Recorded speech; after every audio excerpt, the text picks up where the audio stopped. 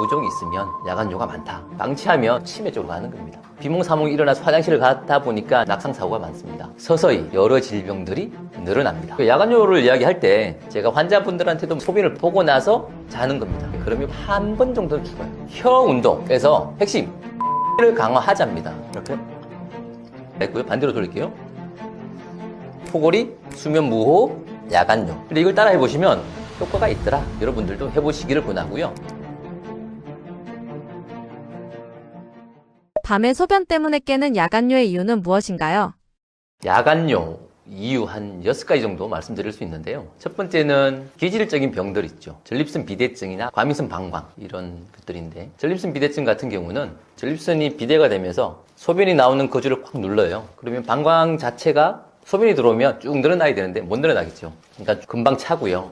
과민성 방광은 얼마 차지 않았는데도 예민하니까 금방 눕고 싶은 거예요. 그래서 이런 기능들이 떨어지면서 나타나는 병이 있고요. 그리고 나이가 들면서 노화가, 나이가 들면 누구나 야간뇨를 겪는 경향이 있죠. 그거는 노화로 인해서 항이뇨 호르몬이 감소합니다. 좀 슬픈 일이죠. 이게 가장 주된 이유이긴 해요. 젊었을 때보다 나이가 들면 들수록 야간뇨가 많다라는 건 그런 이유가 있죠. 그리고 세 번째로는 당뇨나 신장 기능 저하나 아니면 고혈압약. 고혈압약 중에 이뇨제가 포함되어 있는 것들이 많거든요. 그런 약을 드시면 야간뇨가 있다든지, 만약에 고혈압약을 먹었는데 얼마 전에 내가 화장실 자주 간다 그러면 한번 가셔가지고 고혈압약을 체크할 필요가 있죠. 그리고 네 번째는 가장 많은 부류 중에 하나인데 잘못된 습관이죠. 물이 좋다고 해서 물을 벌컥벌컥 마신다거나, 그리고 특히 저녁에 보통 1리터를 마신다라고 하면 아침이나 점심 정도로 권해드리는데, 많은 분들이 보면 저녁에 약을 먹는다거나 아니면 과일을 먹는다거나, 과일도 다 음료류란 말이죠. 그런 류를 많이 드시고 나서 주무신다고요. 그러면 그게 결국 소변으로 쭉 나옵니다. 그리고 성인들은 알코올이죠. 알코올 많이 드시면, 염분 짠 것들 많이 드시면 그런 일들이 많이 일어납니다. 그리고 이제 다섯 번째는 나이가 들면서 방광이 기능이 떨어지니까 소변을 많이 담을 수가 없어요. 그 용적 양이 줄어드니까, 이거는 저희 한의학 쪽에서 나오는 신기가 허하다, 이거랑 거의 부합하는데, 한의학 쪽에서 그런 약들은 방광 기능을 강화하고 신장 기능을 강화하는 그런 약들이 이 기능을 좀 강화하는 그런 류들이 많다 보시면 됩니다. 그리고 마지막은 이제 부종이에요. 신부전이 되든 아니면 그냥 순환 부전으로 인해서, 정맥 순환 부전으로 인해서 다리가 붓는다. 그런데 이게 잠을 자면 그 부종이 잠을 누웠으니까 우리가 물로 따지면 요렇게 있다가 딱 이렇게 누우면 여기 있던 물이 쫄쫄쫄쫄해서 방광으로 와요. 그럼 그게 어디로 가야 돼요? 소변으로 가야 되잖아요. 그래서 실제 그런 기준들이 치료에서도 관리에서도 정말 중요한 부분인데, 그런 부종이 있으면 야간뇨가 많다, 그렇게 볼 수 있습니다. 이를 방치하면 심각한 질병으로 발전될 수도 있나요? 이거는 이제 계속 나올 이야기이긴 한데, 방치하면 일단 심장이 좀 부담이 와요. 잠을 잘 못 자니까 심장이 계속 일을 해야 되잖아요. 그러면 고혈압이랑 연관이 되고요. 그리고 또 당뇨 조절하는 게 잘 안 됩니다. 그리고 잠을 못 자면 어떻게 돼요? 야간뇨 때문에 잠을 못 잤다 그러면 집중력이 떨어지죠. 기억력도 떨어지고, 그럼 그걸 좀 더 진행시키면 어디로 가요? 치매 쪽으로 가는 겁니다. 그리고 연세 드시면 문제인데, 비몽사몽이 일어나서 화장실을 가다 보니까 잘 넘어지죠. 그래서 낙상사고가 많습니다. 장기적으로 추적 연구를 해봤을 때는 야간뇨를 2회 이상 하는 경우에는 심혈관으로 인한 사망 위험이 1.5배에서 2배 정도, 전체 사망 위험도 증가한다고 되어 있습니다. 그리고 낙상이나 골절 위험도 2배 이상, 그리고 인지저하나 우울증 이런 것도 많이 다발한다고 지금 되어 있거든요. 그래서 결론적으로 이렇게 말씀드릴 수 있어요. 서서히 하지만 확실히 여러 질병들이 늘어납니다. 야간뇨와 수면의 질은 실제로 얼마나 깊게 연결돼 있나요? 야간뇨와 수면의 질의 관계는 거의 닭이 먼저이냐 계란이 먼저이냐 이거와 비슷합니다. 수면의 질을 이야기할 때 깊은 수면을 하게 되면 보통은 첫 번째로는 항이뇨 호르몬이 증가를 합니다. 나이가 들면은 항이뇨 호르몬이 줄어든다고 했잖아요. 항이뇨 호르몬이 증가를 하게 되면 이거는 신장에서 이렇게 명령을 내리는 거예요. 밤에는 소변을 농축해서 내보내지 마라, 이 신호를 보내주는 거거든요. 근데 수면의 질이 떨어지면 어떻게 돼요? 이게 사람이 각성을 한 거니까 항이뇨 호르몬이 떨어지게 되고요, 감소하게 되고요. 그러면 깨어난 상태에서 소변을 내보내라라고 하는 신호를 보내게 됩니다. 두 번째, 깊은 수면 단계에 들어가게 되면 몸에서는 방광의 감각이 둔해집니다. 뇌에서 소변 신호를 거의 인식하지 못하게 돼요. 우리가 깊은 잠이 들면 그냥 푹 자잖아요. 소변을 마렵다. 우리가 막노동 같은 경우나 심한 노동을 하고 났을 때 보면 푹 잡니다. 뇌가 소변이라고 하는 그 감각에 대해서 둔해지는 게 있는 겁니다. 그리고 세 번째, 자율신경계에서 부교감 신경이 활성화돼요. 깊은 잠을 자게 되면. 이 상태가 되면 심장이나 신장이나 방광 이런 것들이 휴식 모드로 쑥 들어갑니다. 안정을 취하고 몸이 에너지를 저축하는 그러한 기간이 되는 거죠. 반대로 이야기해보면 수면의 질에 떨어지면 왜 야간뇨가 증가를 하느냐. 수면의 질이 나빠지면 첫 번째 항인효 호르몬이 감소를 하니까 이렇게 농축을 해야 되는데 농축을 못하니까 내보내게 되는 겁니다. 그 다음 두 번째로는 밤에 각성이 잦아지니까 방광의 감각이 예민해져서 계속 조금만 차도 내보내야 된다 이런 신호를 보내게 되고요. 마지막으로 교감신경이 항진이 되니까 몸이 계속 활성화되어 있어요. 깨어있는 상태가 되기 때문에 계속 소변이 배출되는 그러한 신호를 주게 되는 겁니다. 많은 경우에 우리가 소변이 마려워서 깨는 경우도 있지만 그것보다 잠을 깨서 소변을 마렵다라고 느껴지는 경우가 훨씬 더 많다고 보시면 됩니다. 코골이나 수면의 질도 야간뇨와 관련이 있나요?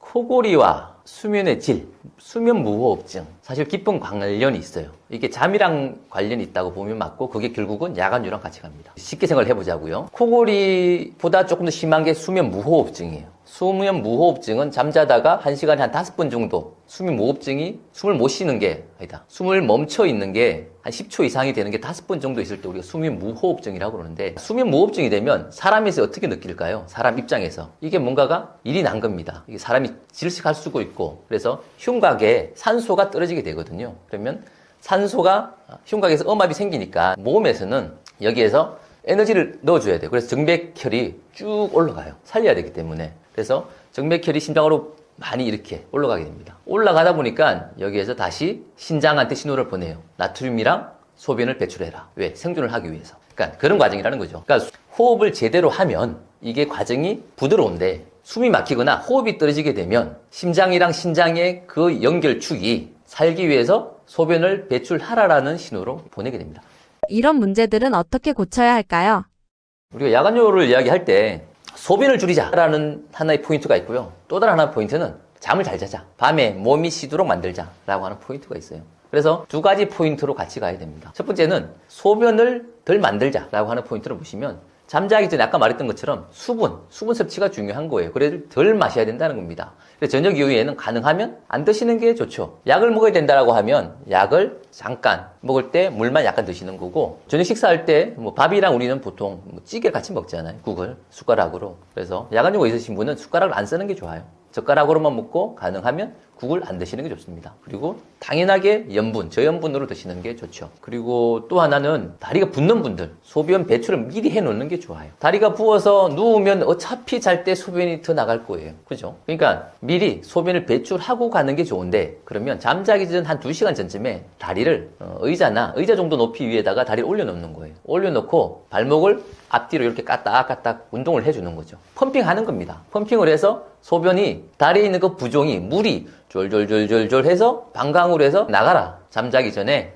그래서 잠자기 전에 미리 내보내는 그러한 행위를 해주고 나서 꼭 잠자기 전에 소변을 보고 나서 자는 겁니다. 제가 환자분들한테도 말씀드리는데 그러면 분명히 한 번 정도는 줄어요. 확실히 줄어요. 이거는 애써 노력하지 않아도 주는 포인트가 있는 겁니다. 그래서 그런 포인트는 따라해 주시고 그 다음에 잘 때 우리 숙면을 취해야 되잖아요. 숙면을 취하려고 하는 거에선 우리가 현대에서 제일 많이 하는 건 핸드폰이죠. 요즘에 이걸로 맨날 보잖아요. 이걸 보면 못 자는 거예요. 그럼 깊은 잠을 잘 수가 없습니다. 그리고 또 수면 자세라든지 그런 부분들 해줘야 되고 좀 이따 이야기할 건데 잠을 잘 자기 위해서는 호흡이 잘 돼야 돼요. 그러려고 하면 이 상기도 있는 근육군들이 강화가 돼야 돼요. 이게 좀 이따 하는 혀 운동이랑 같이 갈 포인트인데 이 부분을 놓치지 말고 혀를 좀 강화시켜줘야 된다. 저는 요 말을 해드리고 싶습니다. 혀 운동 실제로 어떤 효과가 있나요?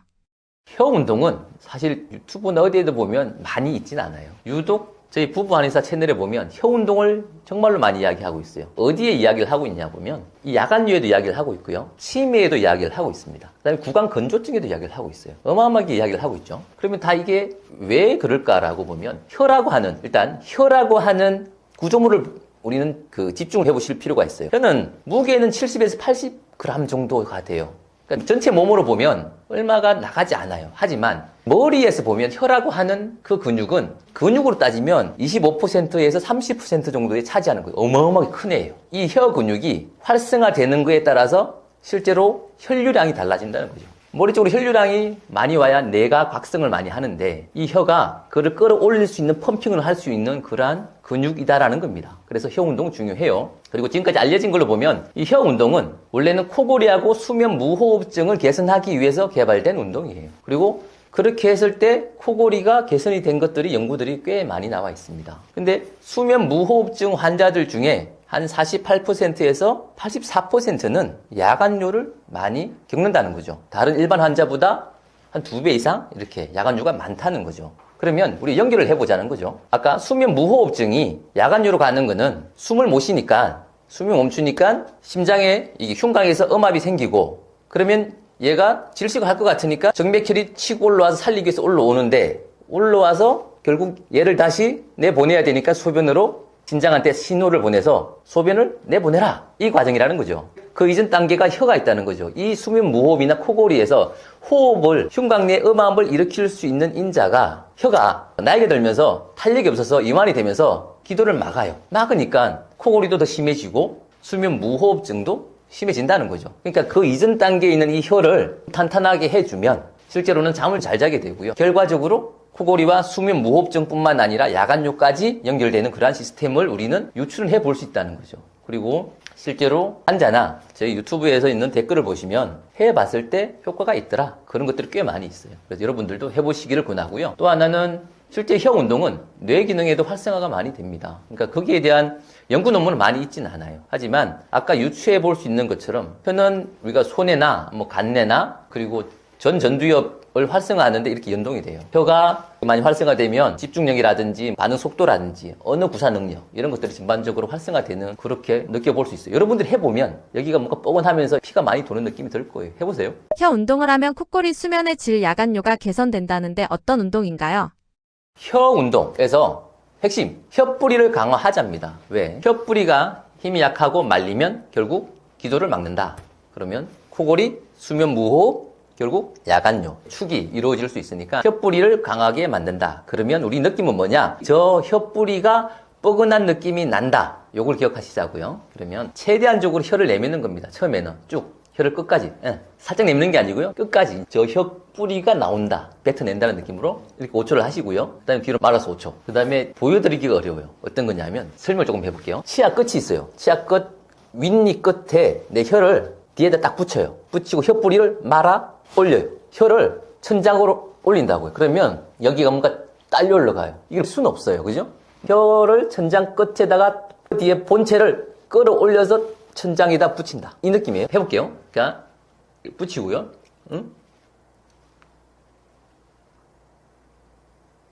이 느낌인데 안 보이죠? 여기가 뻐근할 걸로 갑니다. 그걸 갖다가 5초 정도 해주시면 좋아요. 그리고 제가 운전하면서 제일 많이 하는 이거는 운전하면서 편하니까 이거 누구한테 보여주기가 그러거든요. 그래서 그냥 혀를 돌리는 겁니다. 한쪽으로 10회 돌리고 반대쪽으로 10회 돌리는데 이거 해보시면 엄청 뻐근해요. 힘들어요. 이렇게 5번만 했고요. 반대로 돌릴게요.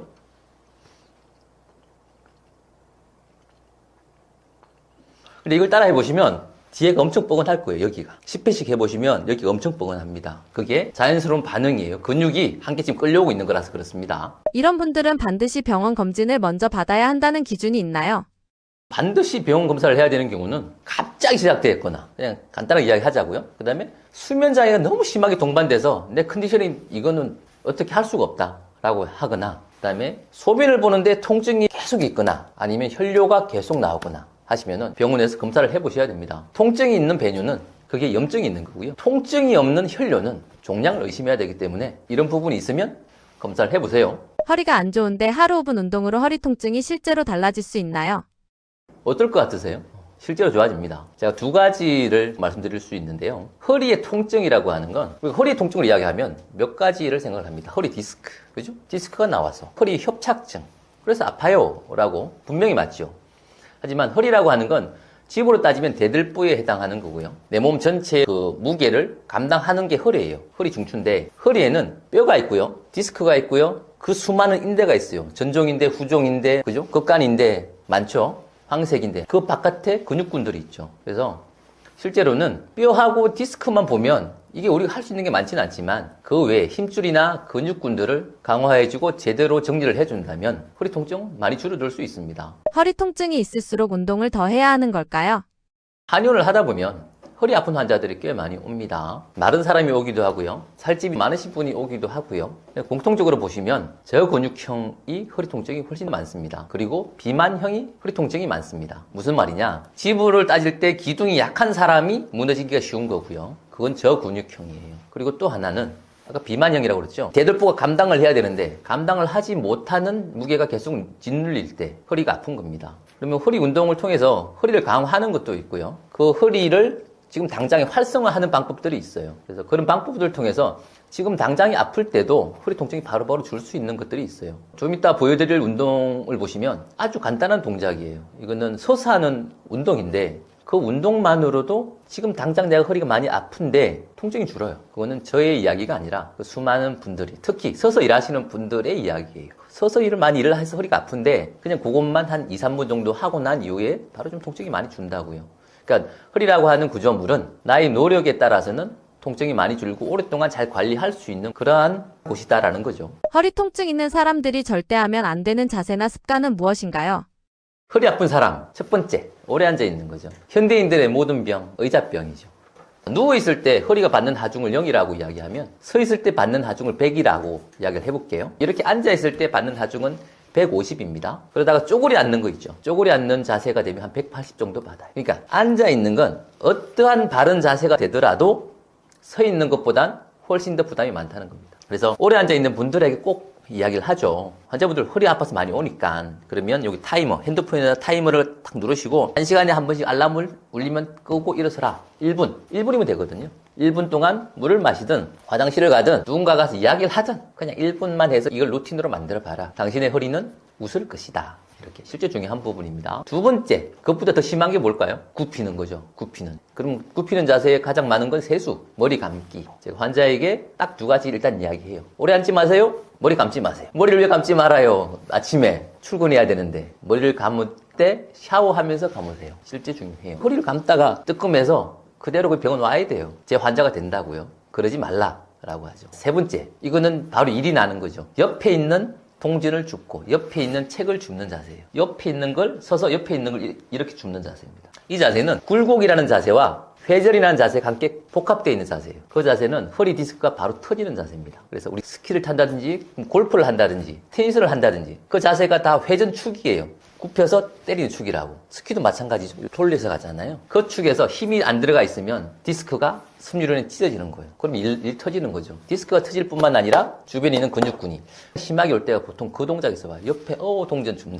별거 없는 이 종이 줍다가 온다고요. 그래서 그 세 가지 조심하셔야 됩니다. 일상에서 우리가 옆에 있는 이렇게 무거운 물건을 든다거나 할 때 게을러서 이렇게 들 때 일이 난다는 거죠. 택배가 왔는데 이렇게 드는 게. 그죠? 그러면 어떻게 해야 돼요? 이렇게 가서 무릎을 굽히고 이렇게 들어야 되는 거죠. 그래야 일이 안 난다는 겁니다. 내 허리 디스크에도 도움이 될 거고 허리 건강에도 도움이 될 겁니다. 운동으로 허리 통증이 줄어드는 메커니즘은 무엇인가요? 허리 통증의 종류에 따라 운동법도 달라지나요? 운동으로 허리 통증을 줄인다라고 할 때 매번 환자분들에게 집 이야기를 하는데 집은 기둥이 있어요. 기둥은 뼈하고 디스크라고 보면 맞습니다. 집으로 따지면 근육은 벽쯤 되는 것 같아요. 기둥이 제일 중요하죠. 기둥이 튼튼해야 되니까. 그래야 안 무너지니까. 하지만 벽도 튼튼해야 된다는 겁니다. 비근한 예로 이런 이야기를 해볼게요. 같은 디스크가 터져서 누구는 디스크가 이만큼 터졌는데 허리가 약간 아픈 사람이 있어요. 근데 누구는 디스크가 이만큼 터졌는데 세상 죽을 만큼 아픈 사람이 있어요. 그 차이가 뭐냐라고 하면 근육이 받쳐주면 신경이 나오는 그 길을 잡아줄 수 있어요. 우리가 모든 걸 평면으로 생각하지만 사실은 몸은 입체잖아요. 그러니까 입체 기둥이 있는데 디스크 하나 튀어나왔어요. 튀어나왔는데 이게 기둥이 벽이 단단하게 딱 잡아주면 공간이 높은 거예요. 집으로 따지면 천장이 높은 거예요. 그러면 옆에서 침범을 해도 돌아갈 때가 많아요. 근데 천장이 낮으면 힘이 없으면 이 갈 데가 없는 거예요. 그냥 전체적인 공간에서 점유하는 게 많기 때문에 천장이 낮으면 이 디스크가 나와서 신경이 눌리고 신경이 도망을 가야 되는데 도망갈 길이 별로 없습니다. 그래서 통증이 많은 거고요. 그래서 아까 가서 말을 했듯이 실제로 같은 그 영상에서 디스크가 많이 튀어나왔는데 둘의 차이를 보면 뒤에 MRI 영상에서 다이얼근이라고 하는 뒤에 심부 근육이 있어요. 그 근육군은 한쪽은 이만큼 튼튼해요. 누구는 없어요. 그러면 한쪽은 MRI를 찍어서 디스크인 걸 확인을 한 경우예요. 그렇게 아프지 않은데 누구는 죽을 만큼 아픈 거예요. 그 차이가 있는 겁니다. 그래서 허리를 튼튼하게 만드는 게 중요하고요. 대신 우리 허리라고 이야기를 하면 허리 뒤쪽 있는 근육만 이야기를 하는데 허리 통증에서 또 중요한 부분은 허리 앞쪽 근육이에요. 실제로가 그래요. 그리고 급성염자가 있고 허리가 삐끗했을 때 1번 근육은 제일 첫 번째 근육은 장요근이라는 근육이 있습니다. 그 근육은 요추 2번에서 배 쪽을 관통을 해서 서해부에 딱 붙는 근육인데 배 쪽 근육이라고요. 근데 그 근육을 풀어내지 않으면 허리가 풀어지지가 않아요. 그리고 그것보다 또 만성적인 요통에 허리에는 잡아주는 근육이 복행근이라는 근육이 있습니다. 그 복대 근육이라고 합니다. 그럼 배 맨 안쪽에 있는 근육인데요. 걔가 튼튼하게 잡아줘야 허리라고 하는 그 구조물이 이렇게 단단하게 설 수 있어요. 그래서 허리 통증을 이야기할 때 우리가 뒤에 있는 근육만 이야기를 하지만 실제로는 배 쪽에 있는 근육 중요하다는 거죠. 그리고 이렇게 허리가 굽는 분들 있죠. 허리 굽는 분들을 치료할 때는 배 쪽 근육이 중요합니다. 왜냐면 단축이 되니까 그쪽이 풀려야 허리 전체가 아까 허리는 이런 통이라는 겁니다. 통. 한쪽이 굽혀지면 압력이 높아지거든요. 굽혀진 데를 풀어내면 펴지면 전체 통이 쭉 늘어나는 그러한 그 구조를 가지게 되죠. 허리가 편해지거든요. 그런 것들을 좀 여러분들도 잊지 않았으면 좋겠다. 뭐 그런 말씀드립니다. 조금 있다가 제가 그 운동을 보여드릴 거예요. 강화시키는 운동을. 그러면 그 운동을 왜 하는지, 그럼 운동으로 허리 통증을 왜 주는지에 대해서 좀 설명을 드려볼게요. 허리가 아픈 건 허리는 뒤니까 허리 뒤쪽에 있는 근육을 강화하는 게 맞습니다. 첫 번째가. 그래서 가장 심부근육군, 뭐 회선근이나 다이얼근, 이 심부근육군이거든요. 이 근육군들은 만성 통증, 오래된 통증, 협착증 뭐 이런 쪽이에요. 얘네들은 무조건 단축이 잘 돼요. 그래서 치료를 하고 강화를 하는 게 중요합니다. 그래서 운동을 하시면 조금 있다가 그 운동에서 보면 이 다이얼근을 강화하는 특징적인 운동들이 있어요. 그리고 그걸 강화를 해줘야 돼요. 그리고 척추 기립근 중에 표층에 있는 흉쇄장근이라든지 이런 근육군들이 있는데 이건 넓게 분포되어 있다고요. 얘네들은 힘을 많이 쓰는 근육이에요. 그래서 얘네들도 약해지면 금방금방 통증을 일으켜요. 요추부 염자나 이런 통증들은 허리가 뼈다라고 할 때 보면 걔네들이 문제가 많은 거거든요. 그래서 걔네들은 강화하는 게 중요하고요. 또 하나 배 쪽에 있는 근육군들을 이렇게 좀 풀어줘야 허리 통증이 줍니다. 왜? 허리는 아까 몸통이라고요. 통이 있는데 뒤에만 강하고 여기가 약하면 이게 힘이 균형이 깨져서 통증을 더 일으킵니다. 앞으로 나오고요. 살이 찐 사람은 앞으로 나와서 문제고요. 살이 없는 사람들은 굽어져서 문제예요. 앞에 있는 근육이 늘어져서 문제일 수도 있고요. 단축이 돼서 문제일 수도 있다고요. 늘어져서 문제인 분들은 배를 강화시켜야 되는 거고요. 단축이 돼 있는 분들은 얘를 풀어줘야 되겠죠. 그죠? 허리 통증에서 또 잊지 말아야 되는 건 엉덩이 근육군들이에요. 엉덩이 근육군. 특히 중둔근. 우리가 사람이 걸어갈 때 저는 이제 뒤에서 누가 걸어가잖아요. 그럼 저 사람 아프겠다, 허리가. 이 보여요. 어떤 분들이냐? 엉덩이가 이렇게 많이 흔들리는 분이 있어요. 걷는데.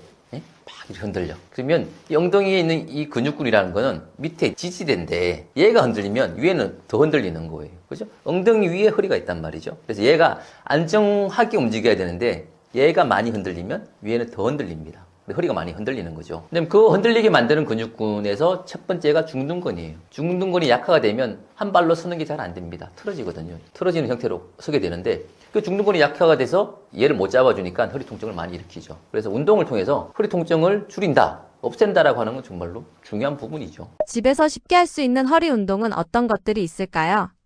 여러분들이 따라 하셔야 될 실내 걷기 운동 시작합니다. 실내 걷기 운동은 두 가지 파트가 있습니다. 제자리에서 정적으로 하는 운동, 그 다음에 두 발자국, 세 발자국 걷는 운동. 아주 실내에서 좁은 데에서 할 수 있는 운동입니다. 효과 진짜 좋아요. 따라하세요. 자, 보시면 첫 번째는 다리를 편하게 뻗으시고요. 여기에서 위에 정수리를 뽑는다는 생각으로, 천장으로 쭉 뽑는다는 생각으로 가지시고 어깨는 내려요. 쭉 내리죠? 내리고 팔을 이렇게 뒤쪽으로 올리세요. 최대한 올려주는 게 좋은데 되는 것만큼 하세요. 이게 기본 자세입니다. 이 기본 자세를 가지시는데 배를 홀쭉하게 후 숨을 내쉬면서 둘, 셋 배를 홀쭉하게 해 있는 겁니다. 이 자세에서 가보자고요. 자, 이 상태에서 여기서 한 발을 내딛습니다. 발 뒤꿈치가 닿게. 자, 이 상태에서 3초간 있다가요. 둘, 셋 하고 쭉 밀어요. 뒷발로 쭉 밀어요. 밀어서 5초간 있는데 이때 배가 나오면 안 돼요. 나오면 안 돼요. 여기에 벽이 있는 겁니다. 벽이 있어서 여기 소외부가 딱 여기가 지탱을 하는 거예요. 이 상태로 5초간 있는 겁니다. 둘, 셋, 넷, 다섯. 앞을 보고요. 여기에 천장은 정수리는 뽑고 어깨는 내리고 5초 했죠. 그럼 다시 뒤로 와서 쭉 해서 발끝을 뒤로 당기고요. 3초 있는 겁니다. 둘, 셋, 넷, 5, 다시 이걸 반복하는 거죠. 그리고 반대 다리도 그렇게 하면 되겠죠. 이렇게 2, 셋, 넷, 5 나가면 안 됩니다. 이게 정적으로 하는 운동이에요. 이걸 다시 동적으로 해보자고요. 여기서 이제 한 발자국만 나가볼게요. 똑같습니다. 자세는 팔을 뒤로 하고 머리는 위로 뻗고요. 어깨는 내리고 배는 홀쭉 후 숨을 낸 상태에서 한 발 내딛고요. 3초 둘, 셋 하고 쭉 밀었죠. 하나, 둘, 셋, 넷, 5 나가면 안 됩니다. 이렇게 버텨야 됩니다.